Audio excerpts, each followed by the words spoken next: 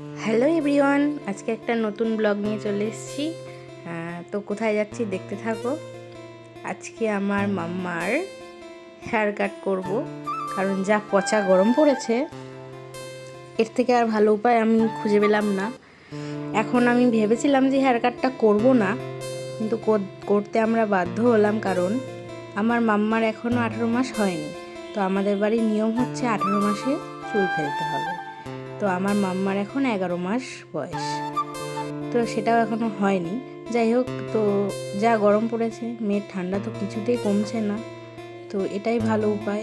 তো একটু চুলটা ফেলে দেবো। সেই চুলটা আমরা রেখেও দিয়েছি, পরে ঠাকুরতলায় দিতে হবে। জাস্ট একটু ট্রিম করে দেওয়া হলো ওকে, যাতে ওর একটু গরমটা কম লাগে। তো দেখো কীরকম শান্ত মেয়ের মতন এখন বসে আছে। প্রথমে চেয়ারে বসতে চায়নি, আমার কোলেই বসবে, তো সেটাই করা হলো। তো তোমরা দেখো তো ওকে কীরকম লাগছে চুলটা কেটে। পুরো মেয়ে থেকে তো ছেলে হয়ে গেছে, আমার তো তাই মনে হচ্ছে। তো অবাক হয়ে দেখছে যে কি হলো, এটা তো প্রথমও চুল কাটছে, এর আগে তো কোনোদিন কাটেনি, তো অবাক হয়ে দেখছে। তোমরাও কি তোমাদের বেবিদের 18 মাসের আগে চুল ফেলেছিলে? কমেন্ট করে জানিও তো আমাকে। আমার মেয়ে এত ঘামে, কি বলবো। শুনেছি সিজারের বাচ্চারা একটু বেশি ঘামে।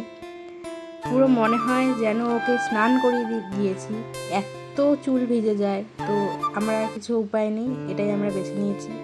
তো মাম্মার চুলটা একটু হালকা হালকা করে ফেলে দিলাম। তো এবার একটু রিলিফ পাবে আশা করছি। আজকের ব্লগটা তো এইটুকুই। আমি তো সেভাবে ব্লগ করি না, যেটুকু করি তোমাদের সাথে শেয়ার করি। তো টাটা, বাই বাই।